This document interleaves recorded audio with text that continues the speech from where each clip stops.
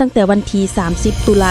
2025 เป็นต้นไปบริษัทจะได้กำหนดเวลาการเปิดปิดการสัญจรตามโมงเวลาดังนี้โมงเปิดตอนเที่ยงเริ่มเปิดเวลา 11:30 น. หา 13 โมงตอนค่ำเริ่มเปิดเวลาหา 7 โมงแลงสนับสนุนโดยเป๊ปซี่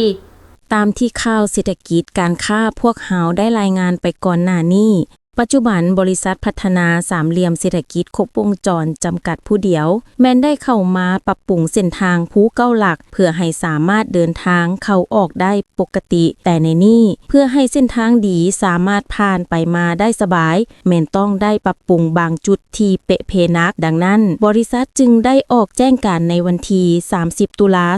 2025 เกี่ยวกับเวลาที่จะเปิดและปิดให้บริการรถแล่นได้เพื่อให้ผู้มีจุดประสงค์จะผ่านทางสายนี้ได้รับทราบโดยอิงตามแจ้งการมอบหน้าทางซ่อมแปลงทางก่อสร้างอาคารสถานที่เก็บเงินค่าผ่านทางและศึกษาสำรวจออกแบบฟื้นฟูและบูรณะรักษาและซ่อมแปลงทางหลวงแห่งชาติเลขที่22ฉบับเลขที่4497ทับยทควจแขวงเวียงจันทน์ลงวันที่13 ตุลา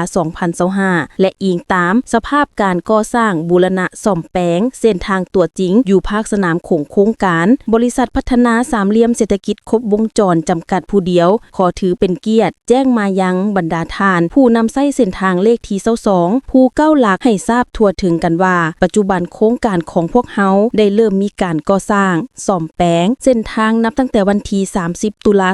2025 เป็นต้นไปบริษัทจะได้กำหนดเวลาการเปิดปิดการสัญจรตามโมงเวลาดังนี้โมงเปิดตอนเที่ยงเริ่มเปิดเวลา 11:30 น. หา 13 โมงตอนค่ำเริ่มเปิดเวลา